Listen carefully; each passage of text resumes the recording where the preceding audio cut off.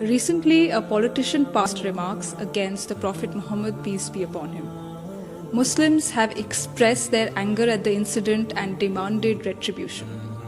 When the Prophet was himself insulted during his lifetime, the Quran said to him, "Ignore what they say and counsel them." When people used abusive language, the Prophet did not abuse them back, nor did he confront them with aggression. If someone speaks offensively to you, you can't demand that he be punished. If someone disrespects your Prophet, you can't react by violently damaging property and burning effigies of that person.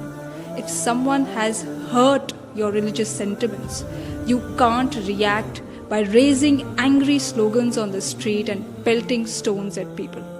If we do this, we are doing something non-prophetic in the name of the Prophet.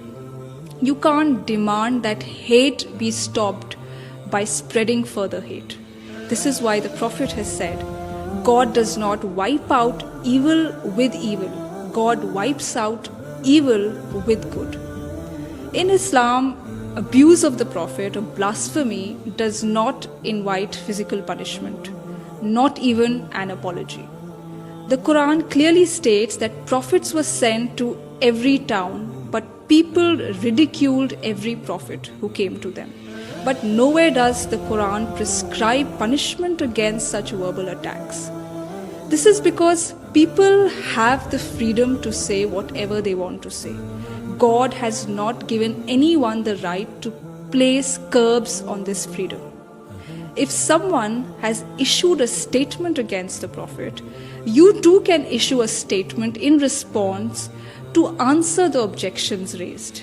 The Quran at no place states that if someone abuses or ridicules the Prophet, you should stop him from doing so. And if he does not stop, you should demand that he be arrested or beheaded. Hazrat Aisha Raziyallahu Anha, the Prophet's wife and a towering intellectual figure in early Islam, has said, "The Prophet never took revenge on anybody for anything personal. When people hurled accusations at the Prophet, he did not make angry speeches against them. Rather, he remained patient at their behavior." Why did the Prophet remain patient? Why did he forgive insults and scorn poured at him? Because the concern of the Prophet was to help people live on a higher spiritual plane. Now, if the Prophet started taking revenge and dragging people into bitter disputes, there would be no peace and no positive work.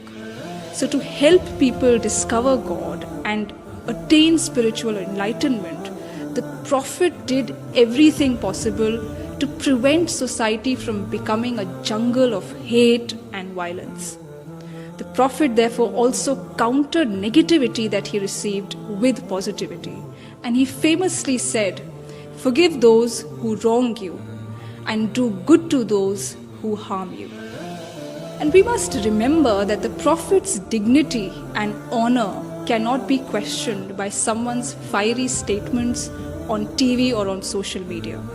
Outrage against someone who has defamed the Prophet cannot protect the Prophet's dignity. The Prophet raised his dignity and honor himself during his lifetime with God's help. And that's a historical fact.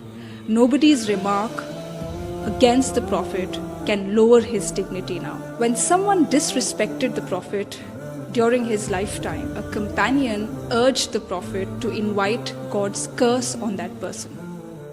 But the Prophet instead prayed for the person who had blasphemed against him. He prayed to God for that person. Today, instead of praying to God for people who speak against the Prophet and having well-wishing for them, we demand the worst treatment for them. So it is time for us to introspect. Is the Prophet's honor and legacy protected by pouring our outrage on social media and on the streets,